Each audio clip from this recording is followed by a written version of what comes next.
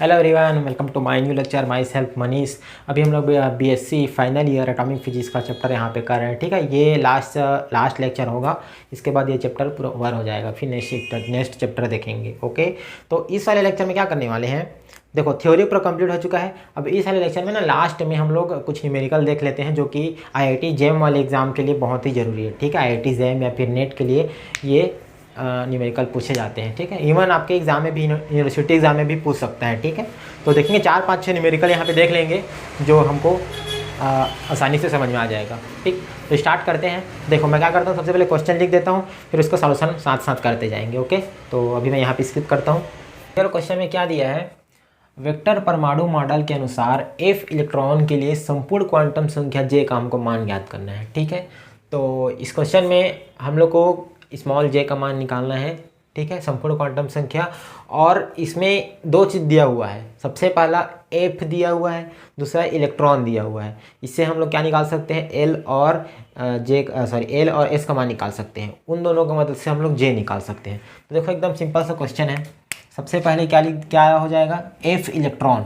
ठीक है, F electron, तो आप लोग को मालूम होगा, मैं पहले भी बताया हूँ, इलेक्ट्रॉन के लिए एस का मान क्या होता है। इलेक्ट्रॉन दे दिया है मतलब उससे हम लोग का एस निकल जाएगा। ठीक है, तो इलेक्ट्रॉन के नाम से क्या हो जाएगा, एस इक्वल टू हाफ।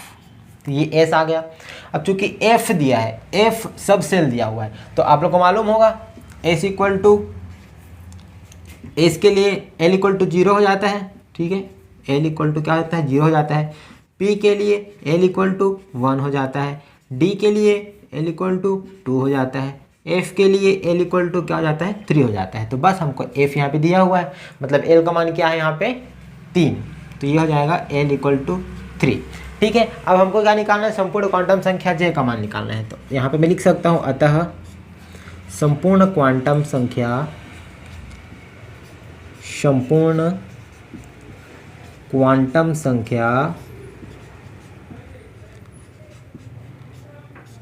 जे, तो क्या हो जाएगा, इन दोनों का वेक्टर सम। ठीक है, क्या हो जाएगा, L प्लस एस।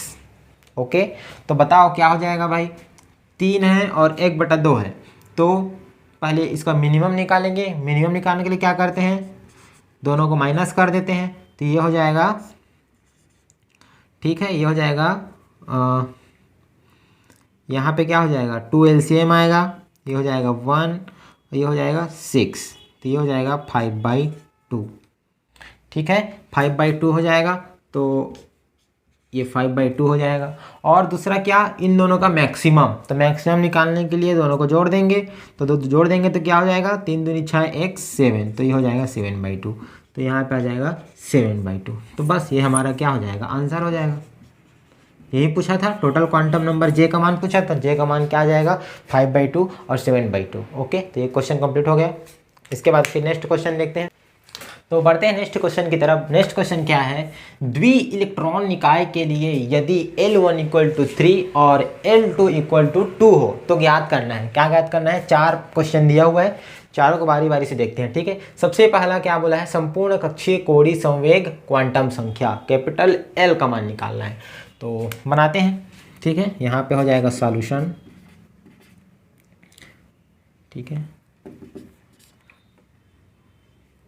तो देखो सबसे पहले ये नोटिस करो यहाँ पे दिया क्या है, तो द्वि इलेक्ट्रॉन मतलब जिसमें 2 इलेक्ट्रॉन होंगे। ठीक है, तो जाहिर सी बात है 2 इलेक्ट्रॉन, ये मान लो पहला इलेक्ट्रॉन, ये दूसरा इलेक्ट्रॉन।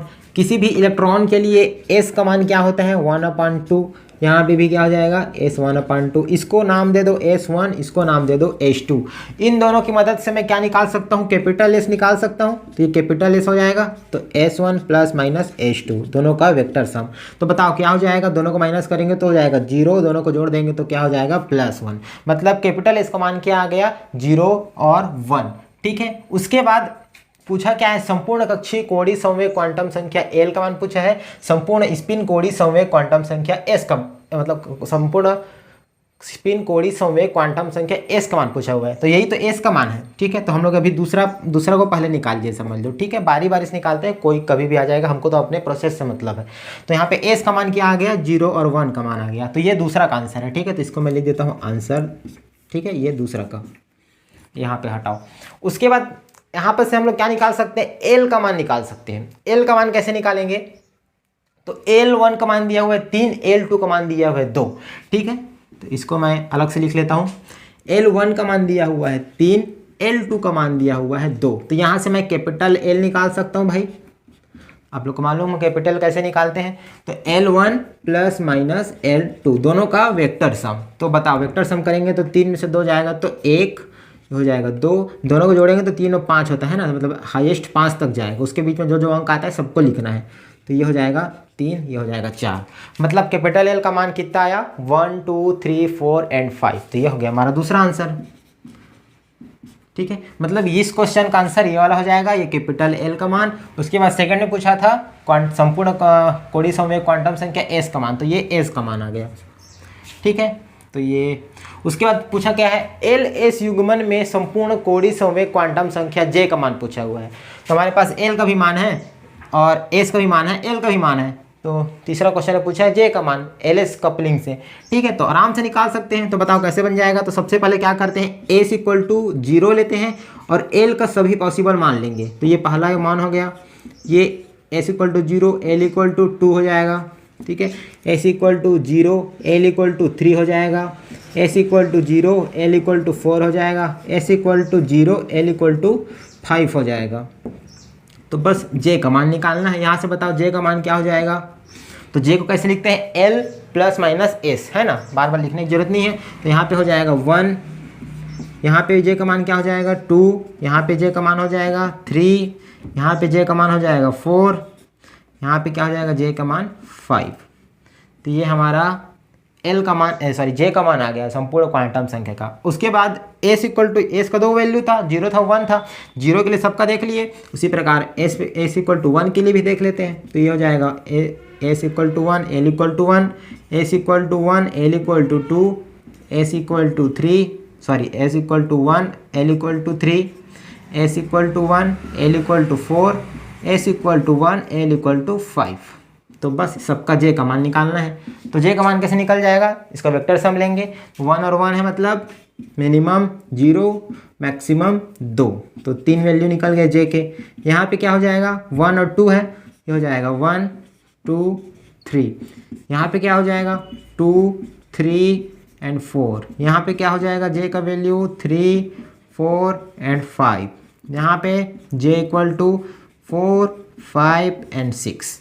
तो हमारे पास जे के टोटल कितने वैल्यू आ गए, 1 2 3 4 और 5 6 7 8 9 10 11 12 13 14 15 16 17 18 19 20। टोटल जे के टोटल कितने वैल्यू आए, 20 वैल्यू आ गए, ठीक है। तो हमारा एल एस युग्मन में संपूर्ण कोटि समवेग क्वांटम संख्या जे का भी वैल्यू यहाँ पे निकल गया, ठीक है। तो ये तीसरा आंसर हो गया, यहाँ पे लिख सकते हो आंसर, ठीक है। उसके बाद एक और क्वेश्चन पूछा हुआ है, लास्ट कौन सा, ऊर्जा अवस्था की बहुलता आर पूछा हुआ है, मल्टीप्लिसिटी पूछा हुआ है, ठीक है। तो एकदम इजी है, मल्टीप्लिसिटी कैसे निकालते हैं।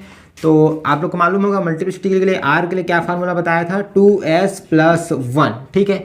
तो ये यहाँ पे लिख देंगे, यदि s इक्वल टू 0 हो तो अब बताओ r क्या हो जाएगा, 2, यहाँ पे 0 रख देंगे तो ये आ जाएगा, ये हो जाएगा 0 + 1, तो ये हो जाएगा 1। यदि s इक्वल टू क्या हो, 1 हो, s इक्वल टू 1 हो, तो अब बताओ r का मान क्या हो जाएगा, 2s + 1 है, तो यहाँ पे रख देंगे 1, ये हो जाएगा 1, तो ये हो जाएगा 2 धन 1 मतलब 3। तो ये हमारा r का मान आ गया। s इक्वल टू 0 के लिए r का मान 1, s इक्वल टू 1 के लिए r का मान 3। तो ये क्वेश्चन कंप्लीट हो गया, समझ में आ गया होगा आई होप। पहले क्वेश्चन में क्या पूछा था, एल का मान पूछा था, तो ये एल का मान आ गया। एल का मान कैसे निकाले, इन दोनों की मदद से निकाल दिए।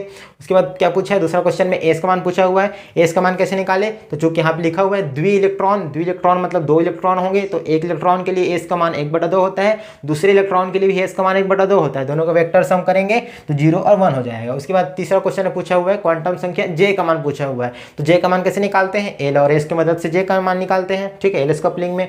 तो दोनों की मदद से हम लोग पूरा जे का मान निकाल लिए, जे के टोटल कितने 20 वैल्यू आए। उसके बाद चौथा क्वेश्चन में पूछा था मल्टीप्लिसिटी पूछा था, तो मल्टीप्लिसिटी का फार्मूला क्या होता है 2s+1, जिसमें से s की मदद से हम लोग r निकालते हैं। तो जहाँ पे s की वैल्यू 2 है, 0 है और 1 है, तो यहाँ से हम लोग दोनों के लिए क्या निकाल लिए, अलग अलग r का मान निकाल लिए। तो हमारा पूरा क्वेश्चन कंप्लीट हो गया। ठीक है, आई होप समझ में आ गया होगा।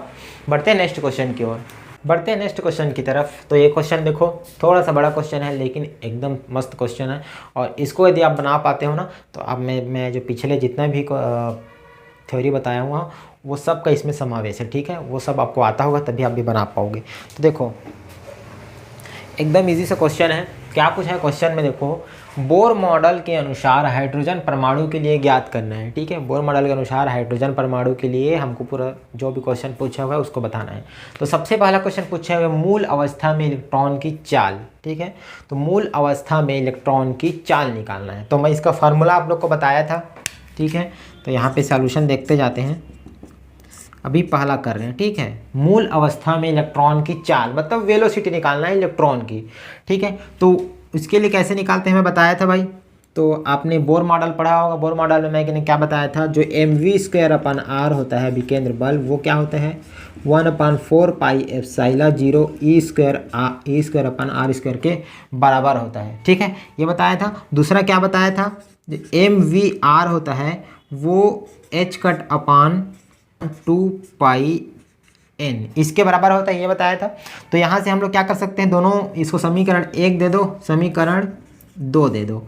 ठीक है, इन दोनों टर्म से यदि मैं r को गायब करना चाहूँ तो यहाँ से मैं एक r काट दूंगा, एक r यहाँ से काट दूंगा। ठीक है, उसके बाद जो इक्वेशन आएगा उसमें मैं यहाँ से r का मान निकाल के इसमें रख दूंगा तो हमारे पास वेलोसिटी आ जाता है। ठीक है, तो ये प्रोसेस है कि हम लोग वेलोसिटी का मान कैसे निकालेंगे, लेकिन आप लोग को डायरेक्ट याद होना चाहिए वेलोसिटी का फार्मूला क्या होता है। ठीक है, फिर भी एक बार बता देता हूँ निकाल के।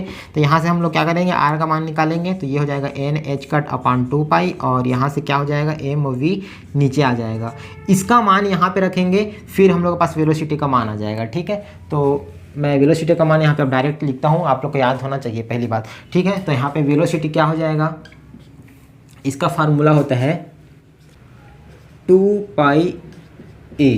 ये वेलोसिटी का मान फार्मूला यहाँ हो गया।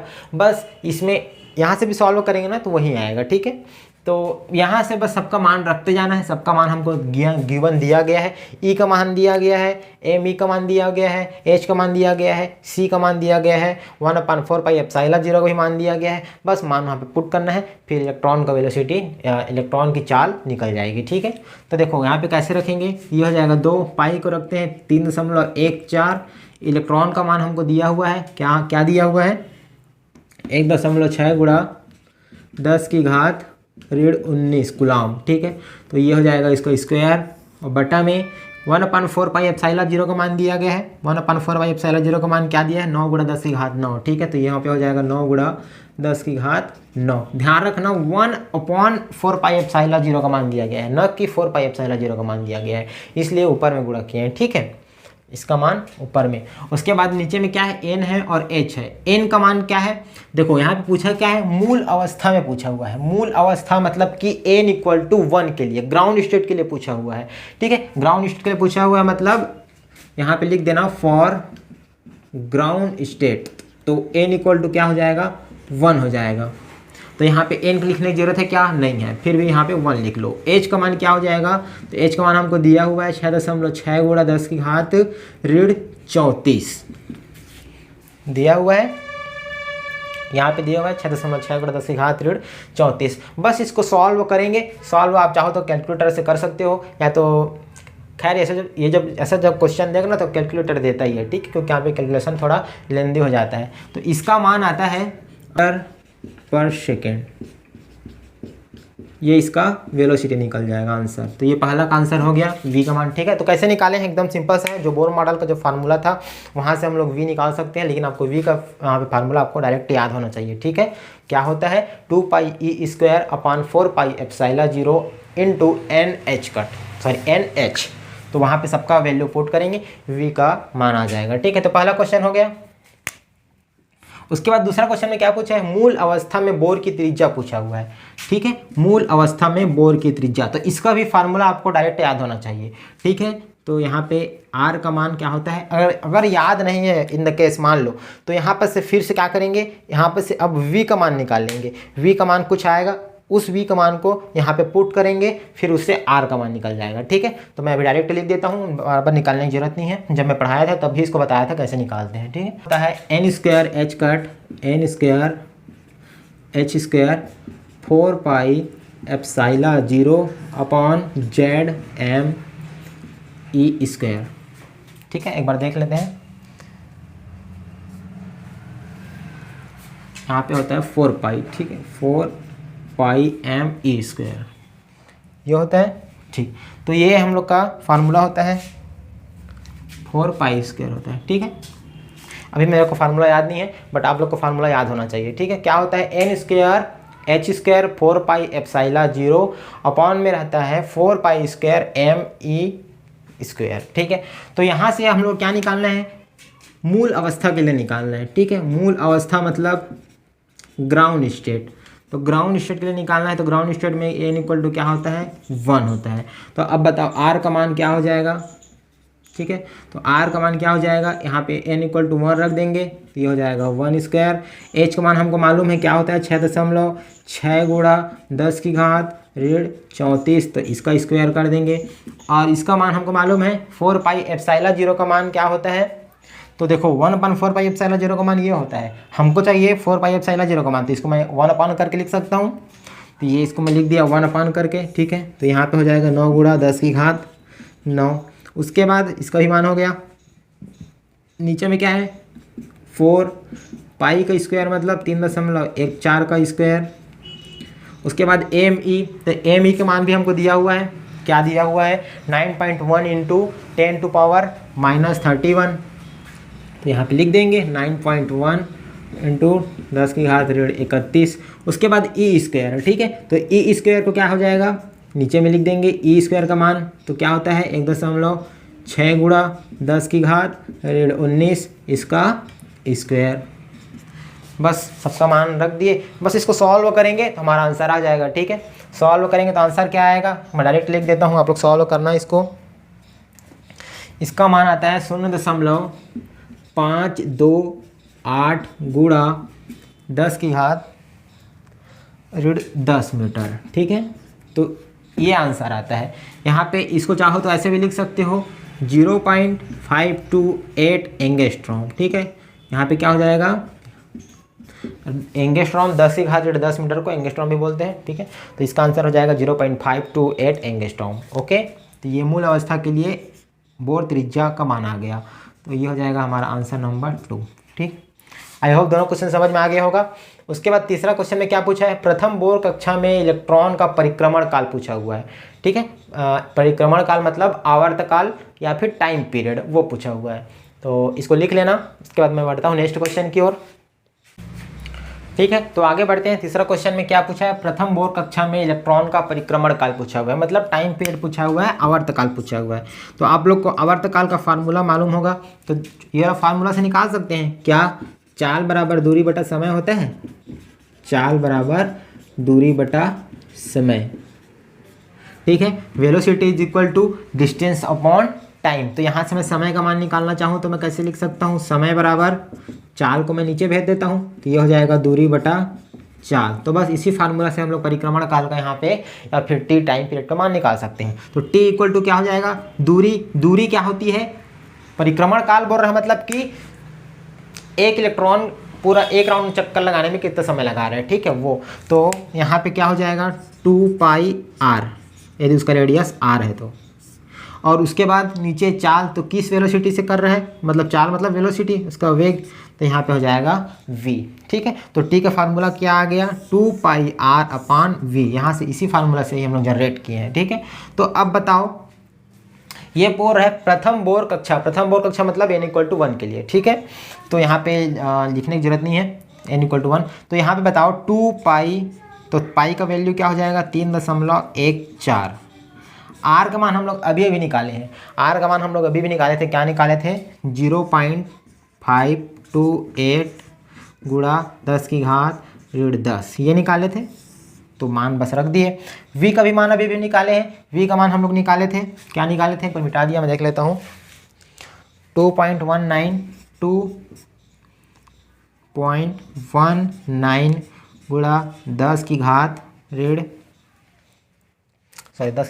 6 निकाले थे, ये निकाले थे। बस इसको कैलकुलेट करेंगे, हमारे पास टाइम पीरियड का मान आ जाएगा। ठीक है, तो आप लोग कैलकुलेट कर लेना इसको। मैं डायरेक्ट आंसर लिख देता हूँ। इसका डायरेक्ट आंसर हो जाएगा 1.51 इंटू 10⁻⁻60 सेकेंड। ठीक है, तो ये हमारा क्या हो जाएगा, तीसरा आंसर। ठीक है, इसमें मेन क्या है, आपको आर और वी का मान मालूम होना चाहिए, उसके बाद हम लोग टाइम पीरियड निकाल सकते हैं। तो टी का फार्मूला 2πr/v, तो यहाँ से इसका फार्मूला निकल गया। ठीक है, उसके बाद चौथा पूछा हुआ है रिडबर्ग नीतांक का मान, रिडबर्ग नीतांक आर का मान पूछा हुआ है। तो इसका भी मैं फार्मूला जब पढ़ा रहा था थ्योरी में तो बताया था। ठीक है, क्या बताया था उसको देखते हैं। तो देखो रिडबर्ग कांस्टेंट का मान मैं बताया था, ये हम लोग अभी चौथा सॉल्व कर रहे हैं। ठीक है, रिडबर्ग कांस्टेंट का मान था r इक्वल टू क्या हो जाएगा, उसका फार्मूला था 2π² m e⁴ और बटा में था 4πε0² n²h²। ठीक है, यही था आई थिंक, एक बार मैं चेक कर लेता हूँ। 2π² m⁴, ठीक है, और CH3, सॉरी यहाँ पे था CH3, ये हमारा क्या था, रिडबर्ग कांस्टेंट R का मान था। बस यहाँ पे मान बस रखते जाना है, तो मान रखते जाएंगे तो क्या मान रख देंगे, R बराबर ये हो जाएगा 2 गुणा 3.14 का स्क्वायर हो जाएगा, इंटू m का मान हम लोग के पास क्या है 9.1 इंटू 10⁻⁻31, और उसके बाद e के पावर क्या है 1.6 इंटू 10⁻⁻90, किसका पावर हो जाएगा 4। ओके, उसके बाद बटा में 1/4πε0 का मान हमको मालूम है 9 क्या होता है 9 गुणा, तो यहाँ पे लिख देंगे 9 गुणा 10 की घात 9, इसका हो जाएगा स्क्वायर। ठीक है, और बटा में क्या है CH⁻, तो C का मान क्या होता है 3 गुणा 10 की घात 8, और H का मान क्या होता है 6.6 गुणा 10 की घात 34। ठीक है, इसका मान हो जाएगा क्यूब में। तो ये हमारे पास किसका मान आ गया, R का मान आ गया। अब R का मान इसको सॉल्व करेंगे आगे तो हमारे पास R का वैल्यू निकल जाएगा। ठीक है, सॉल्व आप लोग कर लेना, मैं यहाँ पे सीधा डायरेक्ट लिख देता हूँ। तो R का वैल्यू क्या आ जाएगा 1.1 इंटू 10⁻⁻7 मीटर सेकेंड। ठीक है, तो ये इसका R का वैल्यू हो जाएगा, मीटर इनवर्स है, सॉरी मीटर इनवर्स। ठीक है, तो ये हम लोग के पास किसका वैल्यू आ गया, R का वैल्यू आ गया। ठीक, तो ये हमारा चौथा आंसर। उसके बाद लास्ट पांचवा क्वेश्चन देखते हैं। पांचवा क्वेश्चन में क्या बोला है, मूल अवस्था में इलेक्ट्रॉन की ऊर्जा निकालना है, मतलब एनर्जी निकालना है। एनर्जी का भी फार्मूला बताया था। ठीक है, तो एनर्जी का फार्मूला क्या बताया था, एनर्जी का फार्मूला था -2π² e⁻⁴ m/4πε0 h²। ठीक है, 4πε0 इसका स्क्वायर रहेगा और नीचे में h², ये एनर्जी का फार्मूला होता है। ठीक, तो इसमें पूरा हम लोग सबका मान कैलकुलेट करेंगे। 2 हो गया, पाई का मान रख देंगे, m का मान रखेंगे, e का मान रखेंगे, इसका मान रखेंगे, इसका मान रखेंगे, तो इसका मान क्या आता है -13.6 आता है। ठीक है, यहाँ पे हो जाएगा जूल, तो ये हो जाएगा आंसर आई थिंक। ठीक है, सॉरी इलेक्ट्रॉन वोल्ट में आता है, ये हो जाएगा इलेक्ट्रॉन वोल्ट में। ठीक है, तो ये हम लोग के पास क्या हो जाएगा, मूल अवस्था में इलेक्ट्रॉन की ऊर्जा। यहाँ देखना, यहाँ पे n मूल अवस्था वाला मतलब n का मान 1 हो जाएगा। ठीक है, मैं डायरेक्ट यहाँ पे रख दिया हूँ। देखो ये जो मान है ना En = -13.6, ये ग्राउंड स्टेट के लिए एनर्जी का मान है। ये मान आपको डायरेक्ट याद होना चाहिए। ठीक है, और देखो यहाँ पे सबका मान रखेंगे, कैलकुलेट करेंगे तो बहुत लेंदी होगा। ठीक है, तो क्या कर सकते हो, इसके जगह में ना आप डायरेक्ट En का जो मान रहता है ना वो डायरेक्ट याद रखो, En = -13.6, और सिर्फ ना डिपेंडेंसी याद रख लो। तो जो En होता है वो किन किन मानों पर डिपेंड करता है, तो यहाँ पे ये यहाँ पे ना n² रहता है, चूँकि मूल अवस्था के लिए निकाल रहे थे इसलिए वहाँ पे n का मान 1 रख दिए थे। यदि हम लोग डिपेंडेंसी देखें तो यहाँ पे z² रहता है। ठीक है। अभी हाइड्रोजन के लिए निकाल रहे थे तो Z इक्वल टू 1 रख दिए थे। तो जो En का फार्मूला होता है ये होता है, तो यहाँ से मैं कैसे लिख सकता हूँ -13.6 into Z square upon N square. तो आप लोग ये वाला फार्मूला याद रखो, ज़्यादा बेटर रहेगा, उतना याद करने की जरूरत नहीं है। तो क्या होता है, ये इलेक्ट्रॉन वोल्ट में रहता है। ओके, तो ये इलेक्ट्रॉन वोल्ट में एनर्जी का फार्मूला होता है। तो कुछ भी पूछे, किसी भी स्टेट के लिए पूछे, मान लो थर्ड स्टेट के लिए पूछे तो क्या कर दोगे, यहाँ पे 3 रख दोगे। ठीक है, ग्राउंड स्टेट के लिए पूछे तो 1 रख दोगे। जिस भी परमाणु के लिए पूछे, मान लो दूसरे किसी सोडियम के लिए पूछे तो सोडियम के लिए पूछेगा तो यहाँ पे क्या कर दोगे, जेड की जगह में 11 रख दोगे, तो 11 का स्क्वायर हो जाएगा। ठीक, तो उसके लिए हम लोग के पास एनर्जी निकल जाएगा। तो ये ज़्यादा बेटर फार्मूला है इसके। अगर इस वाले फार्मूला से निकालना होगा तो भी आंसर सेम ही आता है। ओके, तो ये हम लोग का पूरा 5 क्वेश्चन हो गया। ठीक है, जिसमें पहला क्या निकाल लिए, वेलोसिटी निकाल लिए, दूसरा में रेडियस निकाल लिए, तीसरा में परिक्रमण काल निकाल लिए, टी का मान निकाल लिए, चौथा में क्या निकाले, चौथा में था रिडबर्ग नियतांक, रिडबर्ग कांस्टेंट का मान निकाल लिए, 5वां क्वेश्चन में एनर्जी का मान निकाल लिए। ठीक है, तो ये पूरा कंप्लीट आपको मालूम हो गया होगा कैसे बनेगा। ठीक, तो क्वेश्चन को रफ करते हैं, उसके बाद एक क्वेश्चन और बनाते हैं जो कि मैं आपको, छोटा सा क्वेश्चन है, चलो मैं ही बता देता हूँ, होमवर्क नहीं देंगे।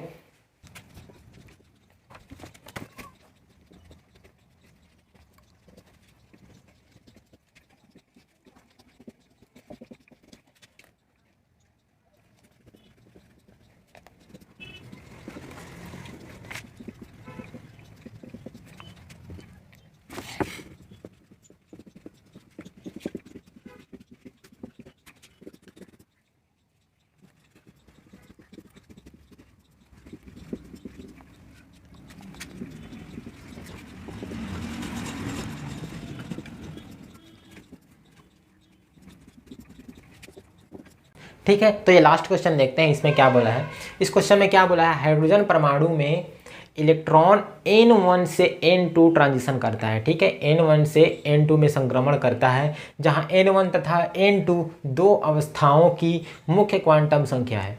ओके, N1 से N2 में ट्रांजिशन करता है और पूछता है कि बोर मॉडल मानते हुए N1 और N2 का मान ज्ञात करना है, जबकि इलेक्ट्रॉन की प्रारंभिक अवस्था में आवर्तकाल अंतिम अवस्था में आवर्तकाल का क्या है, 8 गुना है। ठीक है, बनाते हैं। N1 और N2 का मान निकालना है, जबकि एक कंडीशन दिया हुआ है आवर्तकाल में कि आवर्तकाल क्या है, जो प्रारंभिक में आवर्तकाल है अंतिम में आवर्तकाल का 8 गुना है। ठीक है, तो इसको निकालते हैं, कैसे बनेगा, एकदम सिंपल सा क्वेश्चन, दिख बहुत बड़ा रहा होगा। ठीक है, तो हमको निकालना है N1 और N2 का मान, और कंडीशन दिया हुआ है आवर्तकाल टाइम पीरियड में। तो हमारे पास टाइम पीरियड का फार्मूला होता है, उसी से देख लेते हैं।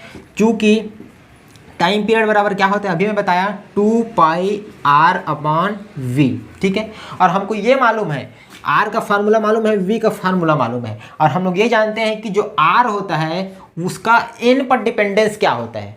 ठीक है, तो r का n पर डिपेंडेंस क्या होता है, तो उसके लिए आपको फार्मूला मालूम होना चाहिए। फार्मूला अभी मैं लिखा था, तो वहाँ से आप एक बार देख लेना। तो r जो है वो डिपेंड करता है n पर n²।